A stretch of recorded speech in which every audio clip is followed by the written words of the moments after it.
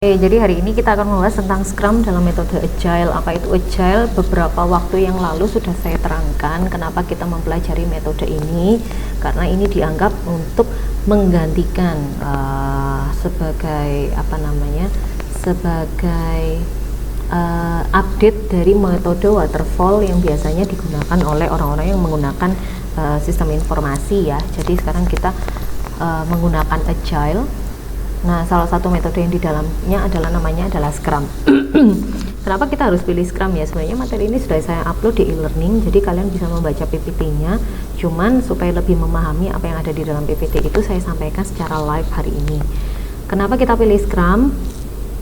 Sebenarnya Scrum ini pengembangan dari metode waterfall ya. Kenapa? Kalau waterfall itu kan kita lebih banyak menggunakannya secara turun-temurun dari awal sampai akhir, projectnya selesai dulu baru kita evaluasi. Jika nanti ada problem, projectnya tidak sesuai dengan harapan klien, maka kita akan mendesain lagi dari awal, menggunakan dari awal lagi dan seterusnya gitu ya. Jadi diulang-ulang, project selesai dulu baru diulang lagi, desain lagi dari awal, dibuild lagi, kemudian ditawarkan lagi kepada klien dan seterusnya. Tapi kalau kita menggunakan Agile, kita biasanya kalau kita menggunakan Scrum dengan cara yang benar, kita bisa mendapatkan output kerjanya bisa 2 kali lipat dengan effort setengah kalinya. Contohnya begini, misalnya kalau di dalam waterfall itu kan biasanya dari desain dulu, kemudian produknya jadi, kemudian baru dianalisa, jika ada kesalahan diulangi lagi seperti dari awal. Kalau Agile enggak, jadi di tengah-tengah itu nanti kalian akan belajar yang namanya sprint, kalian akan belajar namanya product backlog. Jadi di setiap product backlog itu ada tujuan targetnya, setiap poin-poin ada tujuan targetnya. Jika target itu tidak tercapai, maka kalian bisa langsung mengulangi desain lagi dari awal, analisis lagi dari awal, jadi tidak perlu menunggu sampai project itu selesai gitu ya.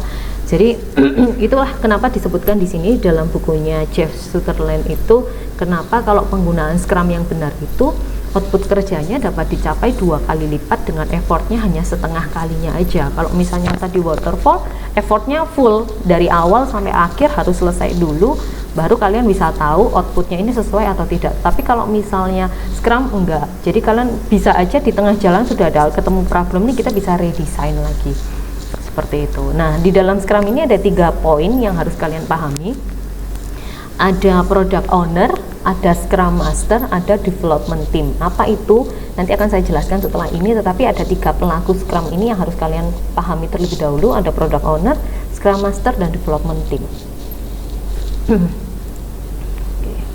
Nah, implementasinya Scrum itu yang pertama ini stepnya ya, ada 7 step di situ. Jadi yang pertama harus memilih product ownernya siapa, kemudian kalian mengumpulkan development teamnya siapa, kemudian saya menetapkan Scrum Masternya siapa, kemudian kalian membuat backlog produknya, kemudian membuat sprint itu seperti target waktu dalam penyelesaian backlog produk, kemudian kalian melakukan daily Scrum meeting atau meeting harian, kemudian yang ketujuh adalah sprint retrospektif. Nah, ini detailnya saya terangkan satu persatu seperti ini.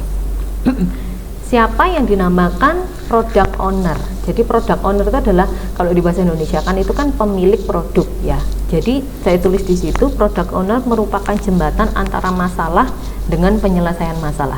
Jadi sebenarnya gini ya teman-teman, kalian belajar Scrum ini bukan berarti hanya saya mempelajari Scrum ini karena kebutuhan untuk proyek tugas akhir saya saja, enggak.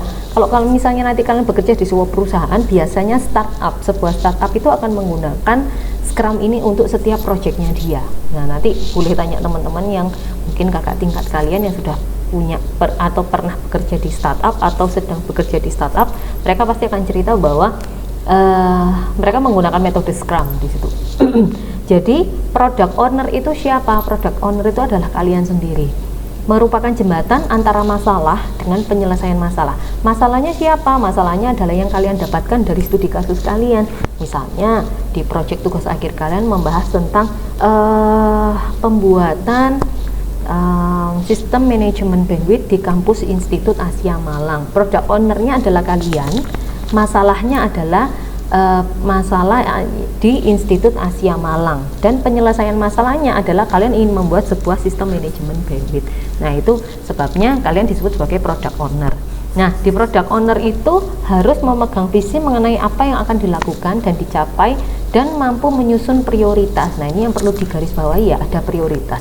Jadi kalau kalian tahu betul ada masalah dan kalian tahu penyelesaian masalahnya seperti apa, bentar, ini ada yang barusan masuk di Google Meet.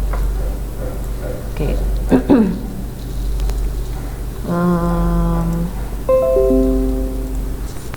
Oke, saya lanjut ya. Sampai mana tadi saya ngomong ya? Antara masalah ya. Nah, jadi kalian sudah tahu masalahnya apa yang akan kalian selesaikan. Oh, masalahnya adalah di Institut Asia belum ada sistem pembagian bandwidth. Ini judul yang saya pakai tadi ya. Tidak ada sistem pembagian bandwidth. Oke, masalahnya itu. Nah, kalau tidak ada pembagian bandwidth, apa yang terjadi? Oh, jadinya setiap user akan selalu berebut bandwidth. Jadi ada yang kenceng, ada yang biasa aja, ada yang tidak dapat akses sama sekali. Nah, itu masalahnya. Kemudian kalian melakukan studi literatur untuk mencari penyelesaian masalah. Kita tidak bisa ya, mungkin otak kita tidak terkotak-kotak, misalnya ada masalah ini, saya pasti tahu pasti penyelesaian masalahnya seperti ini. Tidak selalu seperti itu. Jadi kalian sangat-sangat perlu untuk melakukan studi literatur untuk mencari penyelesaian masalahnya seperti apa. Nah, kalau misalnya kalian sudah melakukan studi literatur, tahu ya, studi literatur itu artinya mencari jurnal-jurnal referensi, membaca buku, kemudian mencari di internet, di YouTube dan sebagainya. Lalu ketemulah kalian penyelesaian masalahnya. Oh, bisa diselesaikan masalahnya dengan menggunakan metode manajemen bandwidth, misalnya HTB atau pakai PGG atau pakai PCC misalnya dan sebagainya. Nah, kalau kalian sudah tahu masalahnya apa, penyelesaian masalahnya apa, maka kalian akan membuat sebuah list, ya. Kalian di sini kan ditulis harus memegang visi apa yang akan dilakukan dan dicapai. Pencapaian terakhir saya adalah di Institut Asia nanti akan dapat ada manajemen bandwidth sehingga bandwidthnya tidak rebutan. Nah, kalian harus menyusun prioritasnya, mana dulu yang harus saya selesaikan. Misalnya saya harus cari yang harus prioritasnya harus selesaikan dulu, berarti saya harus ngumpulin datanya dulu. Gimana sih kalau sebelum ada manajemen bandwidth, seperti apa sih rebutannya mereka? Nah, itu penyelesaiannya. Jadi setelah nyari datanya dulu, kalian melakukan studi literatur, kira-kira data masalah seperti ini bisa diselesaikan dengan cara seperti apa. Nah, kalian cari seperti itu, studi literatur sudah tahu, setelah itu baru melakukan pengujian. Misalnya, oh bisa selesaikan dengan cara A. Cara A ini kemudian kalian mulai konfigurasi, kemudian mulai kalian rancang, setelah itu pengujian. Itu namanya prioritas. Kalian tahu step by stepnya bagaimana menyelesaikan masalah. Kan nggak bisa tiba-tiba kalian, oh saya mau analisis dulu aja Bu, tapi data yang kamu analisis ada nggak? Nggak ada, ya nggak bisa. Mau tidak mau, step yang pertama, prioritas pertama, kalian harus tahu pemilihan datanya. Datanya sudah dikumpulkan belum? Nah, kalau sudah dikumpulkan baru kalian bisa melakukan analisis. Nah, itu product owner ya. Nah, tentunya di dalam sebuah proyek kita nggak bisa bekerja sendiri, karena itu ada development team.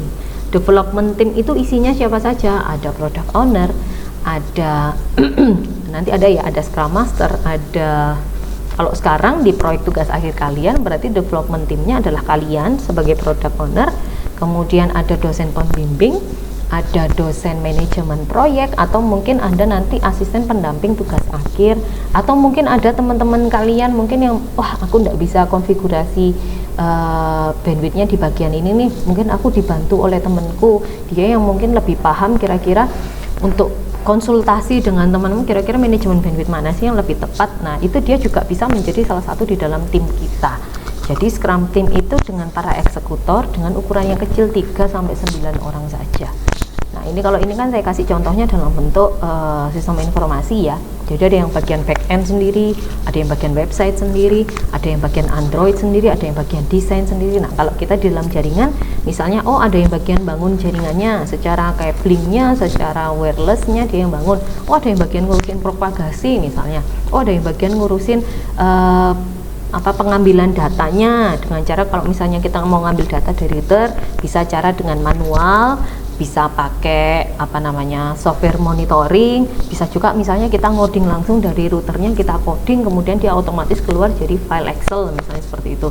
Nah, itu nggak apa-apa, setiap project itu tidak harus dikerjakan seorang diri gitu loh. Kita ada bagian-bagian yang mungkin kita tidak bisa sehingga harus dikerjakan secara tim. gitu. Nah, kalau tadi kalian sudah tahu bahwa saya sebagai product ownernya, kemudian kalian sudah menentukan siapa sih orang-orang yang akan saya ajak ini untuk bergabung dengan saya menjadi sebuah tim untuk menyelesaikan project ini. Nah, sekarang yang ketiga adalah memilih Scrum Master. Scrum Master ini akan memimpin tim untuk menjalankan penyelesaian tugas secara efisien dengan cara melakukan breakdown suatu tugas. Nah, kalau Scrum Master ini di dalam proyek tugas kalian tuh siapa? Yang menjadi Scrum Master itu adalah dosen manajemen proyek. Kebetulan di kelas ini saya menjadi dosen manajemen proyeknya. Jadi yang menjadi Scrum Master, saya nanti bertugas untuk membreakdown. Jadi jadwal kegiatan yang sudah kalian bikin kemarin, kita akan membreakdown bersama kira-kira pengumpulan data itu apa saja yang harus saya kerjakan. Oh, saya harus ketemu dulu dengan studi kasusnya, kemudian saya harus melis data-data apa saja sih yang saya butuhkan untuk kebutuhan proyek ini. Nah, nanti tugas saya adalah untuk memimpin tim supaya bisa menyelesaikan setiap list satu persatu itu tadi, breakdown tugas itu tadi, supaya selesai dengan tepat waktu. Scrum Master ini paling penting ya. Product ownernya ada, development timnya ada, tapi Scrum Master nggak ada, percuma. Kenapa? Scrum Master ini yang akan menjadi seperti yang saya ceritakan kemarin, dia akan menjadi satpamnya, dia yang akan bagian nyemprit kalau misalnya kalian sudah lewat dari batas waktu yang sudah ditentukan. Oke, kalau sudah tadi bikin menentukan product owner diri sendiri, kemudian yang kedua membangun development timnya. Oke, kalau kalian berarti ada dosen pembimbing kalian, ada saya sebagai dosen manajemen proyek, dan mungkin nanti akan ada asisten pendamping tugas akhir. Biasanya dari kampus ada. Oke, kemudian kalian menentukan Scrum Master. Oke, Scrum Masternya dalam hal ini adalah Bu Fran sebagai dosen manajemen proyek. Yang keempat, kalian membuat backlog produk. Seperti apa backlog produk itu yang saya cerita tadi? Jadi jadwal kegiatan. Misalnya jadwal kegiatan kan kemarin sudah saya kasih contoh kepada kalian, ada pelaksanaan pra penelitian, kemudian ada pengumpulan data, pengolahan data, kemudian ada penyusunan laporan dan sebagainya. Nah, di setiap list itu kan kalian membreakdown satu persatu tuh.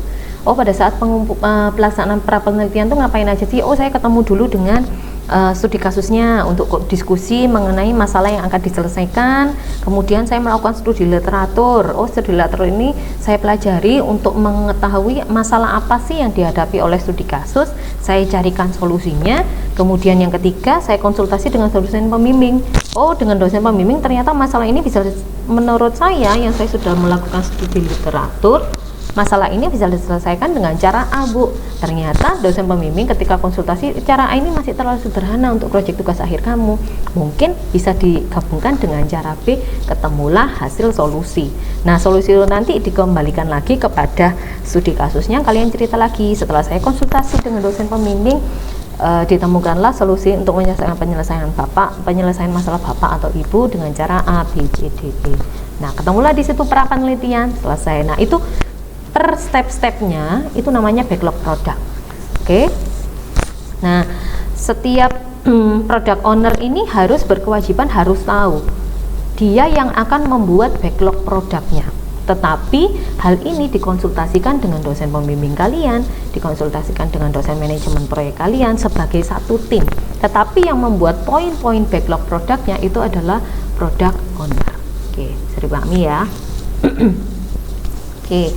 Kemudian kalau sudah ada backlog produknya, sudah tahu apa sih poin-poin yang harus saya kerjakan untuk menyelesaikan proyek ini, maka yang selanjutnya adalah membuat sprint.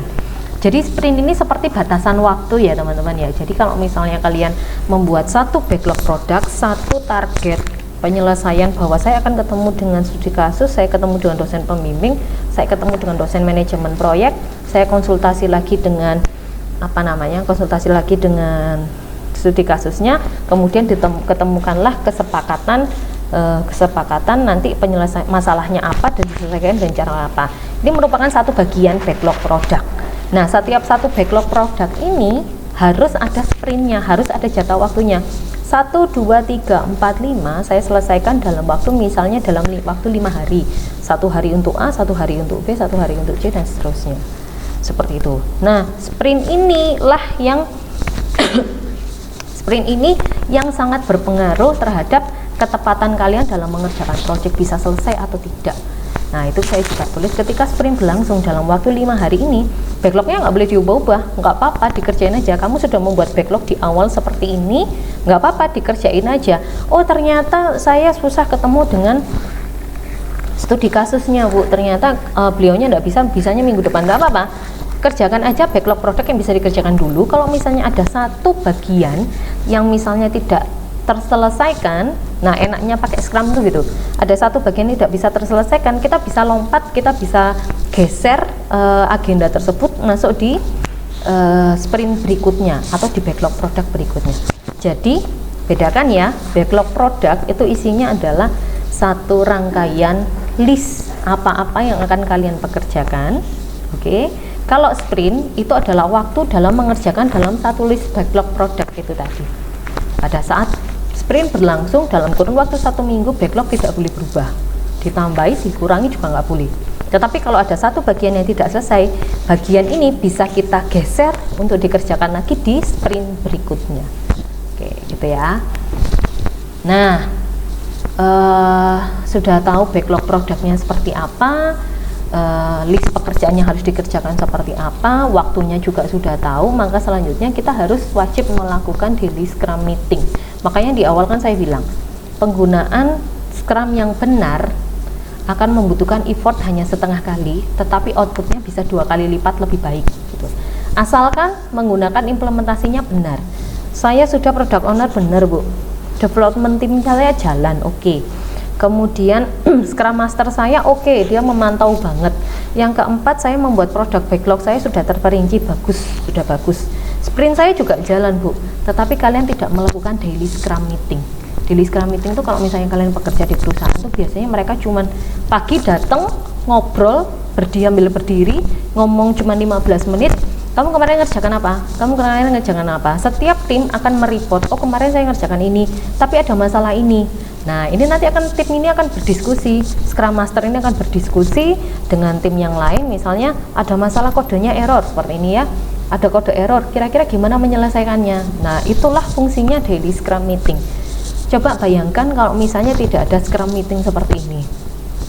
Si A yang bagian coding ini error, dia diem aja, sementara si Scrum Master ini harus menuntut minggu ini harus selesai. Lah si A ini tidak ada tidak ada report, tidak ada istilahnya sambat ya, tidak ada report, progres saya sudah sampai seperti ini. Akhirnya si Scrum si Scrum Master ini akan kedandapan, kedandapan itu bahasa Indonesia ya, akan kesulitan. Akhirnya dalam satu produk backlog itu akan menjadi gagal karena tidak ada daily Scrum meeting ini. Pokoknya tak tunggu 1 minggu lagi kamu harus balik, ternyata pada saat balik ternyata dia stuck karena ada masalah dan tidak terselesaikan. Oleh karena itu butuh namanya daily Scrum meeting. Kalau di proyek tugas akhir kalian seperti apa? Daily Scrum meeting itu mungkin dilakukan dengan cara tim kalian tadi kan ada dosen pembimbing, ada dosen manajemen proyek. Jadi saya daily Scrum meetingnya seperti apa Bu? Ya kamu datang ke dosen pembimbingmu, Bu saya sudah mengerjakan bab 1, mohon dikoreksi. Oke, dosen pembimbing nanti akan merevisi. Nah setelah revisi pasti akan dikembalikan toh. Kalau sudah dikembalikan, kalian melakukan revisi lagi. Jadi setiap kalian konsultasi dengan dosen pembimbing itu adalah seperti daily Scrum meeting kalian. Coba bayangkan kalau misalnya project tugas akhir kalian itu diselesaikan dalam waktu 6 bulan, tetapi kalian hanya maju ke dosen pembimbing kalian hanya 3 kali, kira-kira hasilnya gimana?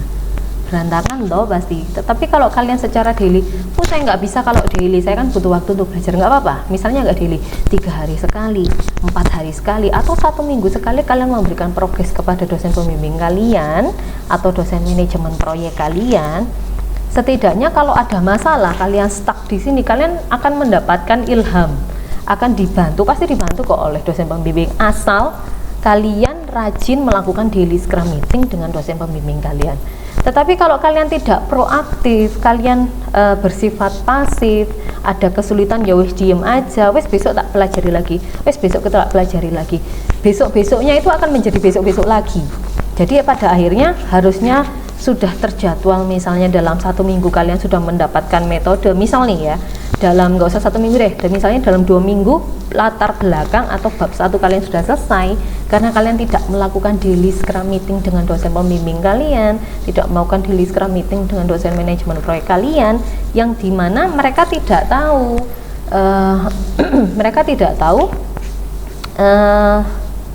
kesulitan kalian di mana. Dianggap kalau, jadi gini loh teman-teman, kalau misalnya kalian tidak ada omongan kepada dosen, mereka menganggapnya bahwa kalian paham gitu ya. Sementara dosen pun juga tidak mungkin akan mencari kalian terus-menerus. Kadang pun kalau misalnya dicari dosennya pun kalian juga tidak ada jawaban, akhirnya stuck di situ, timnya nggak jalan, proyek kalian pasti akan berantakan. Nah, itu fungsinya kenapa harus ada daily scrum meeting. Oke? Nah, kalau sprint ini lebih tepatnya dia untuk mereview kira-kira dari produk backlog yang saya bikin kemarin, berdasarkan sprint yang saya bikin kemarin, ada masalah tidak.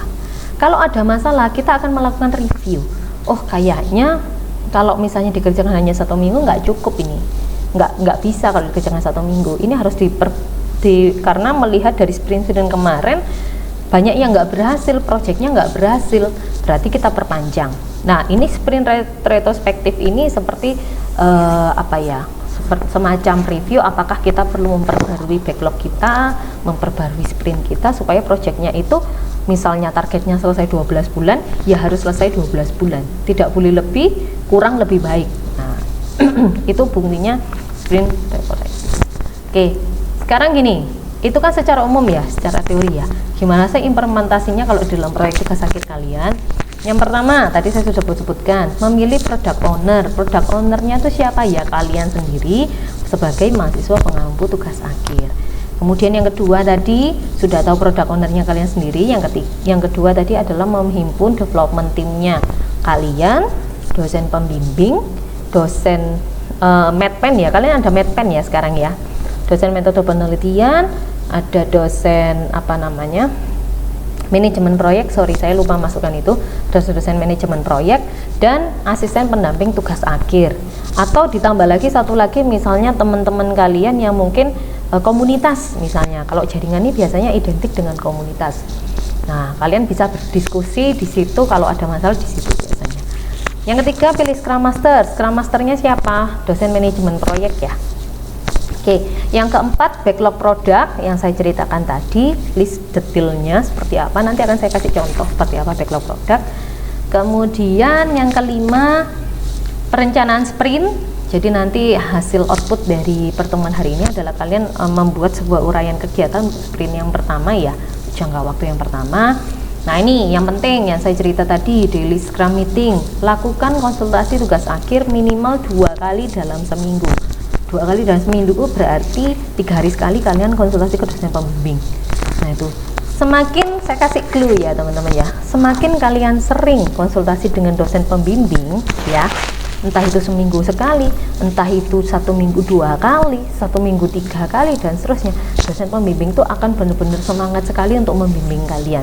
Tapi kalau misalnya kalian merasa nanti aja lah, nanti kalau udah deket-deket waktunya waktunya seminar hasil aja saya baru konsultasi, betapa malasnya dosen-dosen itu untuk membimbing kalian gitu. Akhirnya yang terjadi apa?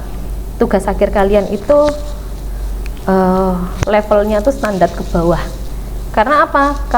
Dosen pembimbing karena melihat waktunya sudah injury time, nggak bisa melakukan bimbingan secara maksimal. Kenapa? Kadang kalau mahasiswanya udah di pressure, ayo ini direvisi, ini direvisi, ternyata tidak ada revisi dan stuck di situ, sementara waktunya sudah mendekati gitu. Mau tidak mau hasilnya yang dikeluarkan biasa-biasa saja. Penelitian kalian yang mungkin di awal judul proyek tugas akhirnya wah banget, kelihatan keren banget, akan menjadi ngeletek, di akhir hanya karena kalian tidak pernah melakukan daily scrum meeting. Jadi ini penting ya teman-teman ya, melakukan konsultasi tugas akhir ya. Kemudian yang ketujuh adalah bagaimana melakukan sprint retrospektif ini dengan cara melakukan report. Jadi pengerjaan sprintnya mana yang berhasil, mana yang tidak berhasil, mana yang perlu dievaluasi, mana yang perlu diperbaiki. Oke, seperti itu implementasinya. Jadi hari ini project kalian adalah untuk membuat rencana kegiatan yang dibuat sebelumnya, yang sudah kalian buat dalam bentuk jadwal kegiatan kemarin minggu lalu, diubah menjadi sebuah produk backlog. Oke, supaya nggak bingung, saya kasih contoh ya.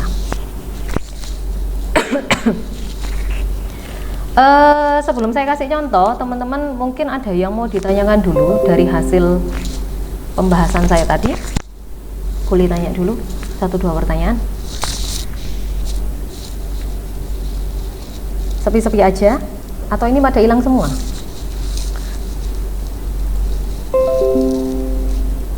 Nggak ada pertanyaan? Halo? Nggak ada, Bu. Benar, yakin?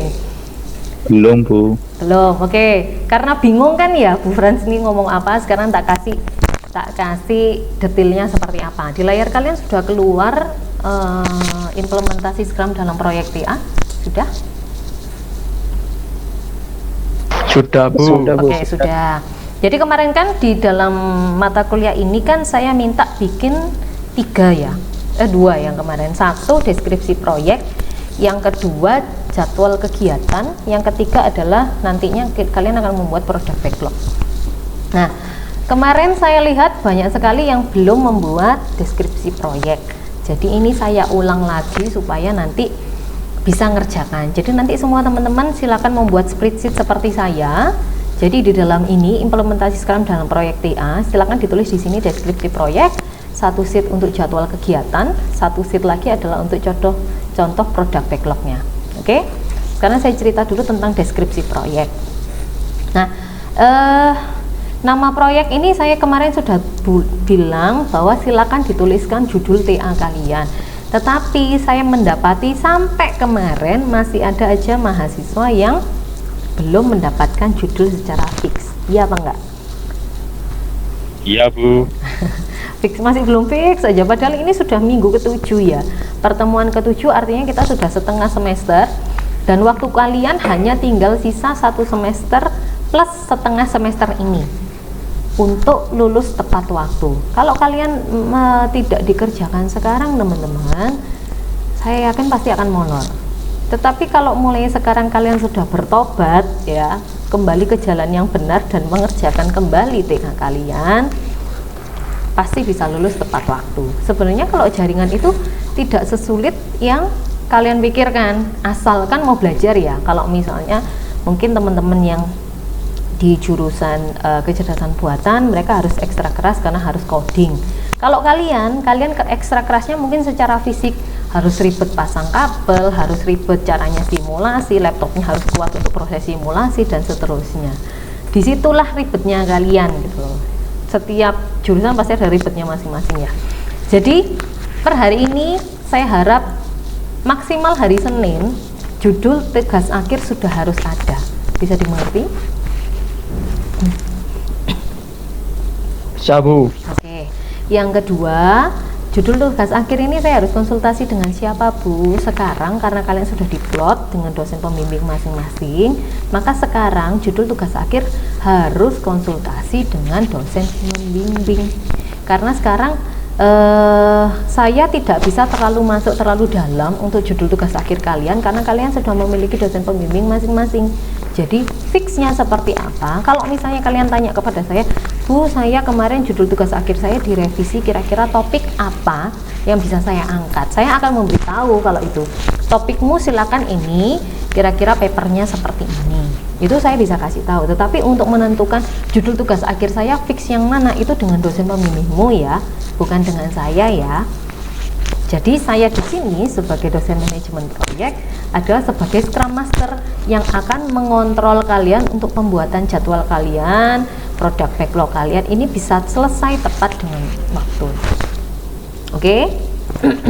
Jadi untuk teman-teman yang masih japri saya terkait dengan judul TA, silakan berpindah kamar ke dosen pembimbing kalian. Tapi kalau tanya topik silahkan. Topik loh ya, bukan judul. Topik dan judul itu beda. Ya. Nah, itu silakan. Terus saran saya juga teman-teman yang belum dapat judul, jangan maju ke dosen pembimbing dengan kosongan. Bu, saya tidak punya judul, saya mau bikin apa? Nah, itu adalah sebuah bumerang untuk kalian. Jadi dosen itu bisa naik, darahnya bisa naik 100% ya, bisa jadi darah tinggi kalau kalian maju dengan kosongan seperti itu ya. Artinya mahasiswanya nggak mau mikir gitu.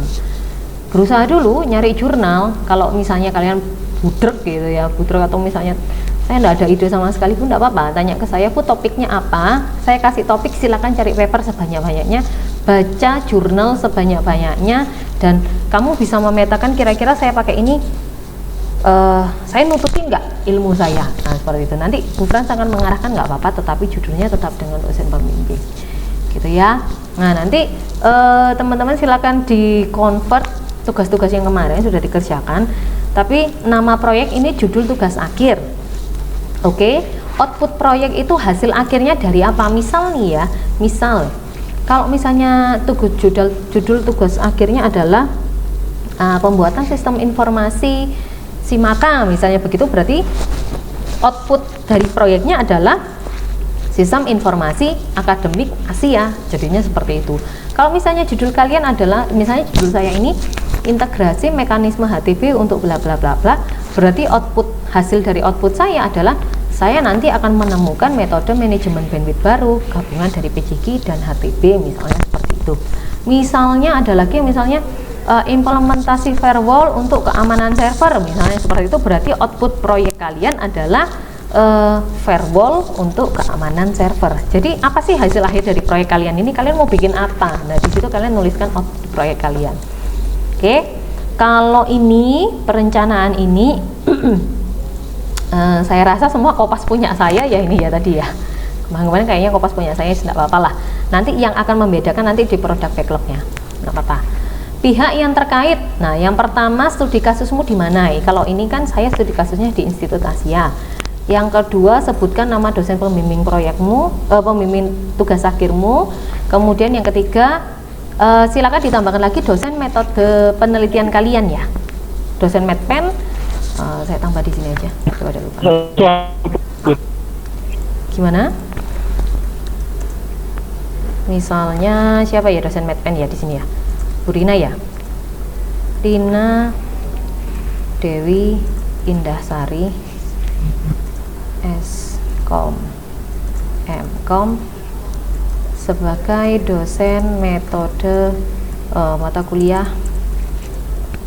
metode penelitian.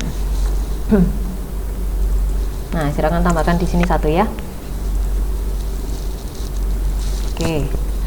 Kemudian target-target yang harus terrealisasi dari proyek TA kalian. Misalnya karena judul saya adalah saya menggabungkan antara HTB dengan PJG menjadi sebuah metode manajemen bandwidth baru, maka saya menjawab target saya ya HTB ini harus bisa menyelesaikan masalah prioritas user pada PJG. Itu harus terjawab di sini karena judulmu tentang itu. Yang kedua, saya menceritakan bahwa nantinya di Laboratorium Institut Asia akan ada manajemen bandwidth sehingga koneksi jaringannya lebih stabil. Nah, cara membuktikannya bagaimana? Ya, saya memberikan komparasi sebelum ada manajemen bandwidth dan setelah ada manajemen bandwidth.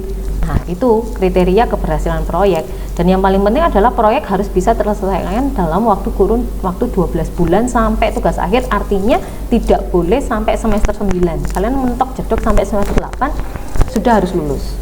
Seperti itu. Nah, jadwal kegiatan. Kalau kemarin kan kalian melihat jadwal kegiatan versi penelitian saya. Nah, sekarang saya buatkan versi terbaru yang versi proyek tugas akhir kalian. Jadi ini masukannya nggak boleh ngawur ya teman-teman ya, jadwal ini. Ya. Jadi misalnya pelaksanaan pra-proyeknya saya ketemu tim proyeknya, saya ketemu dosen pembimbing, ketemu dosen manajemen proyek, ketemu dosen medpen, kemudian membuat rancangan, kalian bisa baca sendiri nanti di sini. Di sini saya bagi menjadi 1, 2, 5 ya. 3, 4, 5.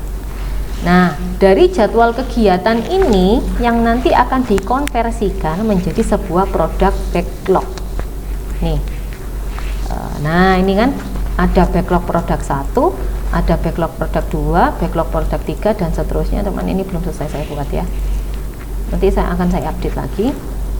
Nah, ini kan sama ini pelaksanaan pra proyek. Nah, ini kan saya tulisnya masih sama di sini. Nih, backlog produk 1 pelaksanaan praproyek, di mana di dalamnya terdapat poin A, B, C. Saya dapat mana poin A, B, C ini? Saya dapatnya dari jadwal kegiatan yang sudah saya bikin ini, A, B, C. Oke. Nah, setiap A, B, C di jadwal kegiatanmu ini dijabarkan lagi di sini. Kegiatannya ngapain sih kamu ketika pertemuan tim proyek? Oh, saya melakukan studi literatur. Setelah studi literatur, kan kemarin kalian sudah mengajukan proposal judul TA ya, sudah ujian juga toh, sudah revisi, kemudian konsultasi dan seterusnya. Jadi setiap poin-poin di sini akan kalian jabarkan di sini. Bu, saya nggak tahu jabarkannya seperti apa.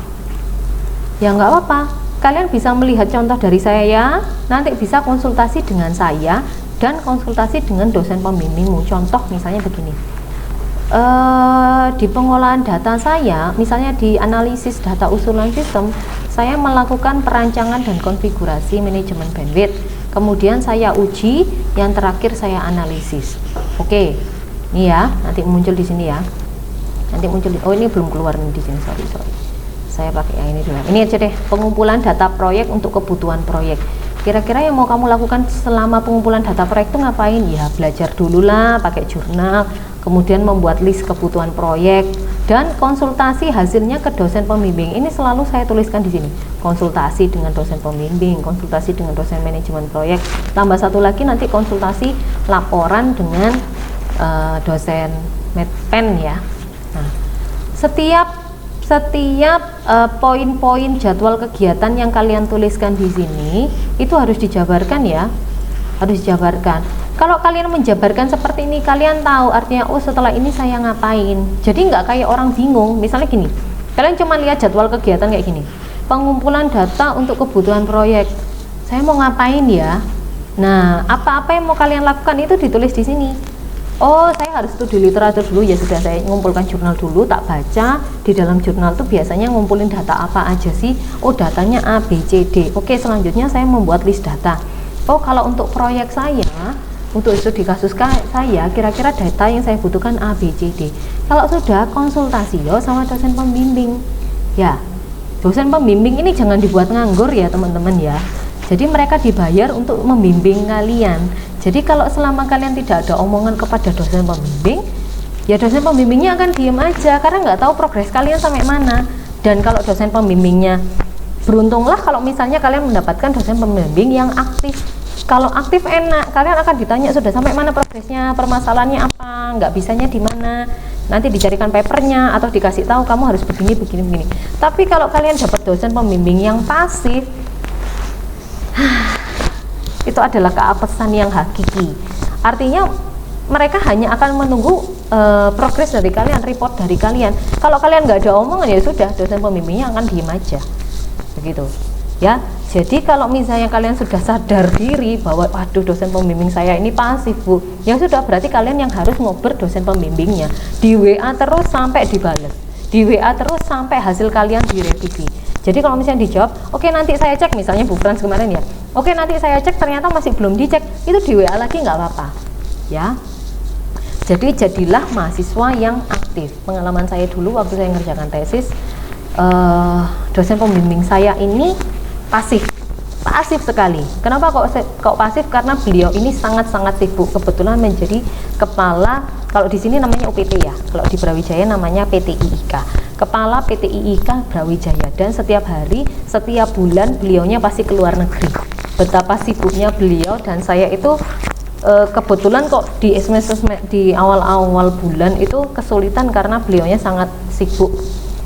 Nah, akhirnya bisa selesai karena apa? Saya setiap pagi datang jam 8 pagi, menunggu di depan ruangan beliau sampai malam jam 6, jam 7. Akhirnya dosennya luluh sendiri, menyempatkan waktu walaupun cuma 1 jam untuk, atau 15 menit, 30 menit, 1 jam untuk diskusi dengan saya terkait dengan proposal tesis saya. Nah, itu cara kalian untuk meluluhkan dosen pembimbing. Saya bisa cerita karena saya mengalami. Setiap hari saya di depan ruangan, sampai akhirnya seluruh PT IK itu kenal saya karena setiap hari saya di situ. Nah, akhirnya karena lihat kegigihan saya seperti itu, akhirnya dosen pembimbingnya ini mau bimbing dengan all out. saya cerita sedikit, waktu itu saya punya laptop tapi Intel Atom, sementara waktu itu saya harus membuat simulasi dengan menggunakan OSPF, protokol switching OSPF. Laptop saya nggak kuat, karena lihat kukuhnya saya seperti itu, minta bimbingan kepada beliau, akhirnya beliau memfasilitasi meminjamkan laptopnya selama 1 bulan untuk saya pakai mengerjakan tesis. Sebegitunya kalau kalian memang terlihat benar-benar niat untuk mengerjakan tugas akhir, pasti dosen pembimbingmu akan luluh dan akan membantu kalian secara all out gitu ya teman-teman ya. Jadi kalau kalau misalnya ada kesulitan, misal nih Bu, saya sudah berusaha semaksimal mungkin kepada dosen pembimbing saya, tapi saya masih nggak direken, ngomong sama saya nggak apa-apa ya, nanti saya bantu ngomong kepada dosen pembimbing kalian, oke? Nah, itu caranya untuk mengubah. Jadi step by, oh ya ini saya belum cerita ini ya, product ownernya saya sendiri, nanti kalian isi dengan nama kalian. Kemudian development timnya ada kalian, dosen pembimbing, ada dosen manajemen proyek. Kemudian kalau misalnya kalian, misalnya nih Bu, saya melakukan simulasi tapi nggak pakai laptop saya, pakai laptop teman saya, misalnya nggak apa-apa, taruh aja nama temenmu di sini, dia sebagai apanya. Misalnya kalau ini kan saya cerita waktu itu saya lagi di PT IKA Brawijaya, berarti tim PT IKA Brawijaya. Kemudian saya sempat pinjam beberapa alat dari teman saya di ITN, nggak apa-apa saya tulis di sini, Pak Sotio Hadi, tim laboratorium jaringan ITN Malang. Jadi misalnya kalian ada teman-teman yang mungkin studi kasusnya ngambil di Asia, nggak apa-apa, masukkan di sini aja, misalnya tim UPT Institut Asia Malang, seperti itu. Scrum Masternya adalah nanti dosen manajemen proyek saya, proyek kalian ya, berarti di sini saya. Nah, ini yang mungkin belum saya cantumkan. Jadi misalnya gini, pertemuan tip proyek TA estimasinya saya selesaikan dalam misalnya 2 minggu misalnya ya, 2 minggu. Nah di sini sebelah kanan ini kan sudah saya tulis harinya nih, Senin, Selasa, Rabu, Kamis, Jumat, Sabtu. Minggu tidak dianggap sebagai hari kerja ya. Jadi ini bebas aja sih, kalau misalnya kalian mau nulis ada minggunya juga nggak apa-apa. Tapi waktu itu saya selalu membuatnya sampai Sabtu aja. Jadi misalnya gini, studi literatur jurnal referensi sesuai judul TA. Misalnya hari Senin saya mencarinya misalnya yang ini dalam bentuk jam ya teman-teman. Kalau yang ini estimasi penyelesaiannya dalam 2 minggu. Kalau 2 minggu itu berapa jam berarti? Saya bikin 1 minggu aja deh biar nggak bingung. 1 hari 24 jam, 24 jam dikali 7 berarti ketemulah 98 jam ya. Oke, studi literatur misalnya hari Senin saya nyarinya 2 jam Bu, Selasa saya belajar referensi 3 jam, Rabu misalnya 3 jam lagi, hari Kamis saya 2 jam, misalnya Jumat sama Sabtu saya nggak nyari referensi. Ini kalian bold merah aja nih seperti ini, oh saya nggak nyari referensi. Kemudian saya mengajukan proposal judul TA misalnya waktu itu 2 jam misalnya 2 jam saya mengajukannya pada saat hari Rabu. Yang ini kan tidak mengajukan toh, jadi kalian bold merah seperti ini. Oke, pelaksanaan ujian seminar hasil misalnya waktu itu hari Jumat, pelaksanaannya misalnya 5 jam misalnya. Nah ini kan tidak ada pelaksanaan, kalian tidak mengerjakan itu, jadi di bold merah. Oke, revisi judul metode. Nah ini misalnya saya setelah hari Jumat saya seminar proposal judul, kemudian saya revisi lagi Bu, ternyata judul atau metode. Hari Senin saya maju ke dosen pembimbing 2 jam, masih direvisi lagi. Selasa saya nggak maju, Rabu saya nggak maju, ketemu Kamis lagi saya maju lagi ke dosen pembimbing 2 jam misalnya. Atau enggak Bu, saya ketemu sama dosen pembimbing paling cuma setengah jam, nggak apa-apa, kalian tulis di sini 1 jam gitu ya. Nah ini tidak maju sampai benar-benar sudah terrevisi dan sudah fix judulnya dan seterusnya. Jadi nanti total jamnya mulai dari ini sampai ini estimasinya adalah senilai jumlah totalnya adalah 1 minggu. Jadi misalnya ini 3 jam, 2 jam, 3 jam dan seterusnya. Ini nanti kalau di total jumlahnya semuanya ini ada 98 jam. Atau misalnya nggak sampai 98 Bu, saya cuman misalnya 50 jam nggak apa-apa, tetap dianggap 1 minggu gitu ya, gitu.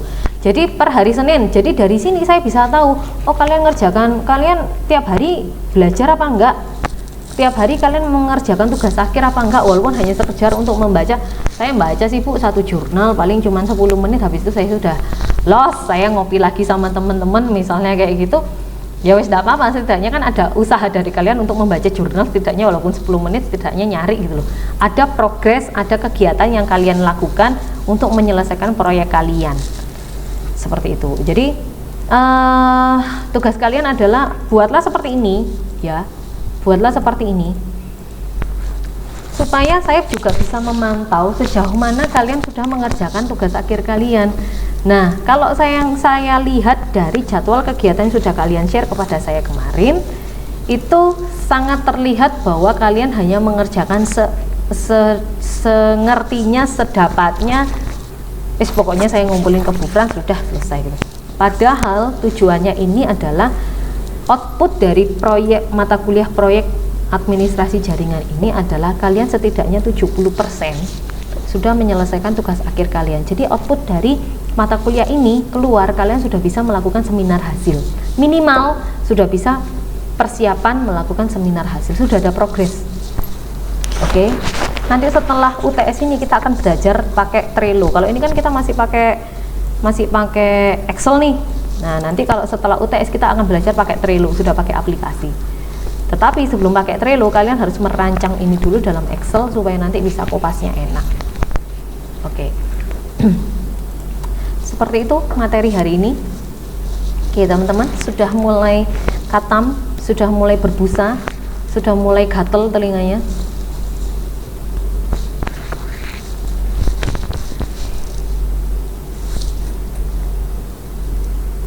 Ada pertanyaan? Ini saya stop. Iya, Ada Bu. Ya, oke. Gimana? Itu kebanyakan saya pertama dari Medpen, mata kuliah Medpen, kemudian dari dosen pembimbing. Untuk bab 2 itu kan harus referensinya harus ngambil dari jurnal atau apa itu, atau buku. Sedangkan kan kalau sekarang itu apalagi seperti saya itu kalau buku itu sulit, sedangkan jurnal-jurnalnya itu juga sulit menemukan gitu Bu.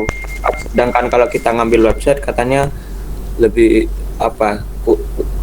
nyari yang incredible kayak gitu, yang official.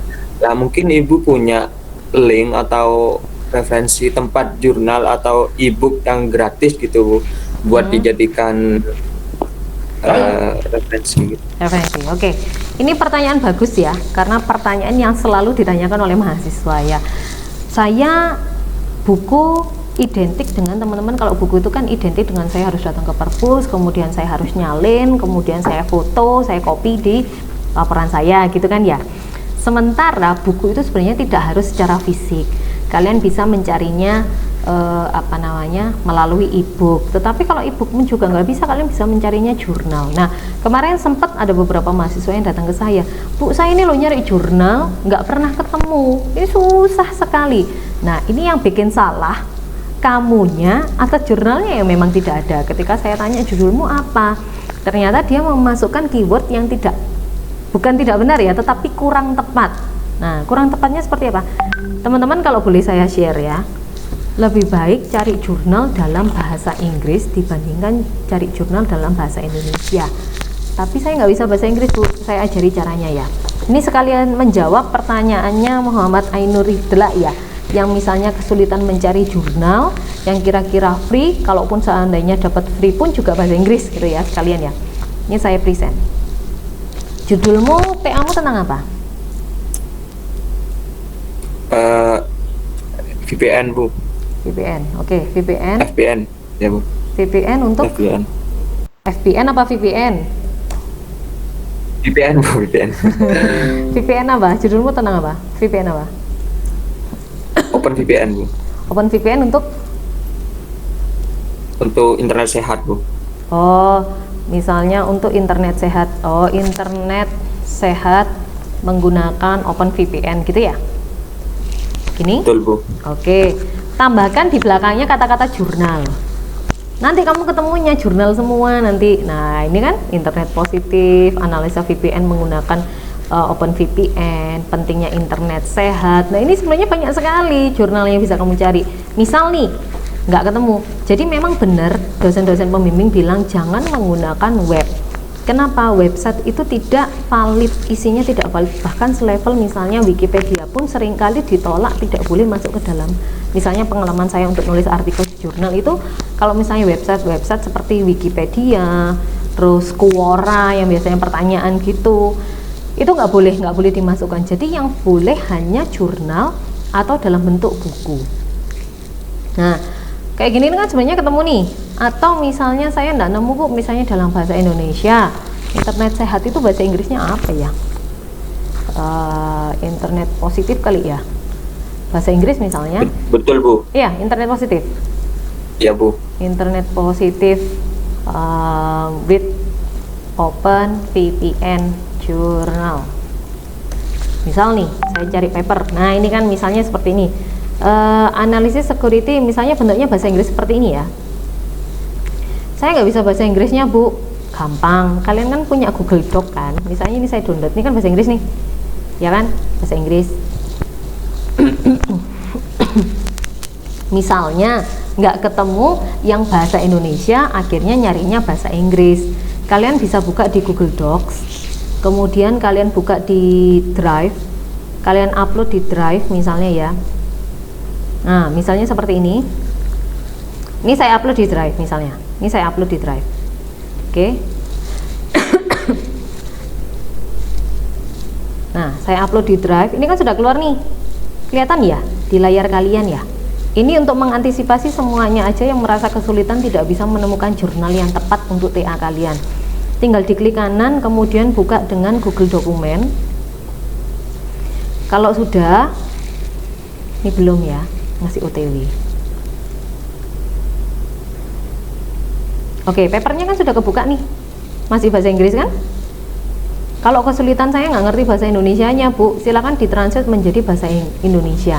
Kalian tinggal masukkan di alat ya atau tools, kemudian di sini ada pilihan terjemahkan dokumen. Kalau sudah, silakan diubah menjadi bahasa Indonesia. Oke, bukan sulap, bukan sihir. Saya bisa mengubahnya ke dalam bahasa Indonesia. Coba lihat, sudah jadi bahasa Indonesia enggak? Sudah jadi bahasa Indonesia enggak? Noh, nih, dah, papernya sudah jadi bahasa Indonesia. Masih pusing nyari jurnal? Hebat Bu, hebat. Hebat ya Google-nya ya. Oke, itu yang pertama. Kalau misalnya Bu, saya nggak nemu jurnal bahasa Indonesia, saya nggak bisa bahasa Inggris lagi. Bahasa Inggris saya dapat A itu karena kemurahan hatinya Bu Lila sama Putri Wahyuni gitu ya. Nah, nah caranya seperti itu. Atau yang kedua, misal nih, misal kamu ketemu misalnya saya misalnya mencari topiknya tentang OSPF routing, jurnal, ketemulah di IEEE. Kalian pernah baca IEEE? IEEE ini adalah jurnal bereputasi yang pasti isi jurnalnya sangat berfaedah, bukan berfaedah ya, sangat apa ya istilahnya ya, worth it gitu loh, isinya udah pasti fix valid gitu loh ya. Jadi kalau kalian mau cariin jurnal di sini aja, IEEE Explore ini bagus banget jurnalnya, biasanya bagus. Nah ini kan nggak boleh kalau kita nggak punya akses institusi di sini, kan kita nggak bisa download nih. Nah ini saya ngajarin nakal ya jadinya ya. Ini silakan di copy, di sini kan ada doi, itu silakan kalian copy, klik kanan copy link, kemudian masuk namanya Sci-Hub. Nah ini webnya sci-hub.wikicn.top. Jadi ada misalnya ini, kalau misalnya kalian mau klik download seperti ini, nah ini pasti minta ada purchase. Ini webnya kadang bisa ada enggak. Nah ini yang doi yang tadi silakan diklik kanan, di paste di sini, kemudian kalian open. Tunggu ya. Udah, yang tadi awalnya di sini purchase harus berbayar dokumennya. Di sini kalian bisa baca filenya secara bebas. Tunggu, ini masih OTW. Ya. Nah, ini karena saya selalu menggunakan jurnal untuk dalam setiap penelitian. Nah, seperti ini. Aduh Bu, bahasa Inggris santuy. Kita bisa buka lewat Google Translate. Jadi nggak perlu dikopas, dibuka translate, dicopy, terus waduh kata-katanya tambah kacau, pusing saya wes nggak jadi. Nggak perlu pusing, kalian bisa pakai Google Dokumen, ini sudah tertranslate, satu full jurnal sudah tertranslate semua. Nih sudah bahasa Indonesia. Kalau sudah seperti ini, saya kasih clue-nya seperti ini masih nggak mau garap, ya luar biasa, kamu memang hebat. Ya. Oke, itu caranya, beberapa tips dan trik bagaimana caranya kalau misalnya kalian nggak menemukan jurnal atau tidak menemukan referensi yang sesuai seperti itu. Oke. Nur, gimana? Baik Bu. Oke. Terima kasih Bu. Sama-sama. Ilmu. Siapa lagi yang mau tanya?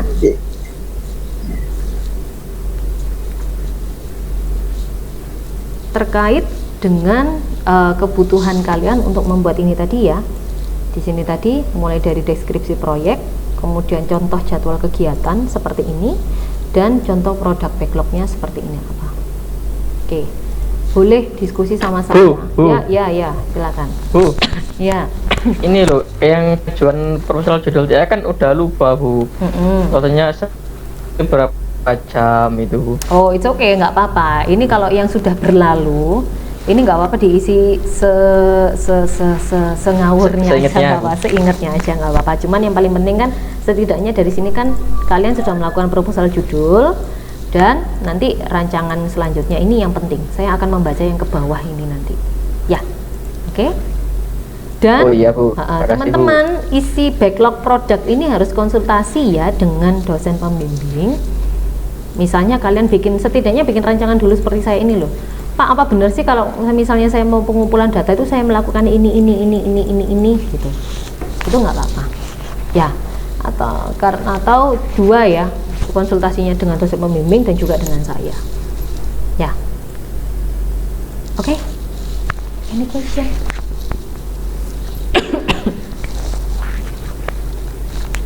Bu.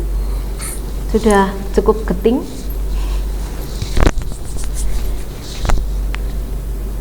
Makin pusing Bu. Makin pusing ya, oke. Sebenarnya tujuan akhir dari manajemen proyek ini adalah membantu kalian untuk menyelesaikan proyek dengan tepat waktu.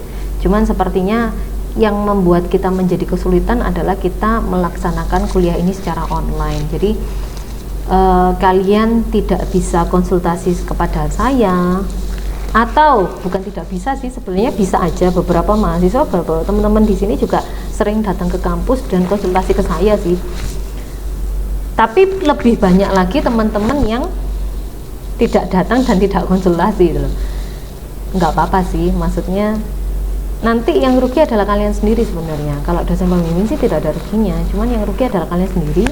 Nanti TA kalian tidak bisa maksimal, itu aja sih sebenarnya, sayang gitu loh.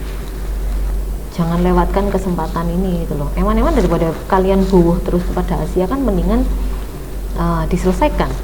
Toh di rumah juga nggak ngapa-ngapain kan.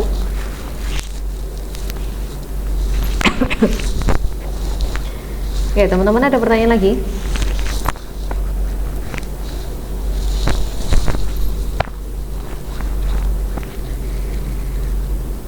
Bu, offline-nya jadi kapan Bu? Offline-nya jadi awal Januari kalau nggak salah. Kalau bisa dipercepat Bu. Dipercepat. Sebenarnya ya bisa aja dipercepat, paling nanti kamu dipentung sama fakultas gitu aja. Karena kan memang sudah diplot ya. Jadi sekarang akuntansi dulu, manajemen dulu, manajemen setelah itu akuntansi. Setelah akuntansi setelah ini ada SK sama DKV. Baru setelah itu TI. Gitu, TI terakhir sih memang. Teman-teman yang mungkin ada di Malang terus mau konsultasi secara langsung kepada saya ada di ruangan ya setiap hari. Tapi janjian dulu, takutnya kebetulan saya pas lagi rapat atau pas lagi ngajar, jadi nggak bisa ya.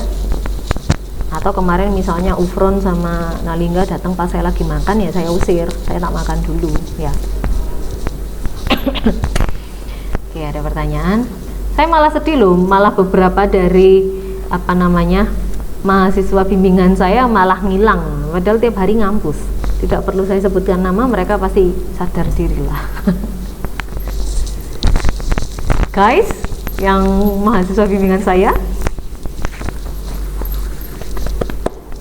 Hadir, Bu. Oh iya, oke sip, Ufron, terima kasih.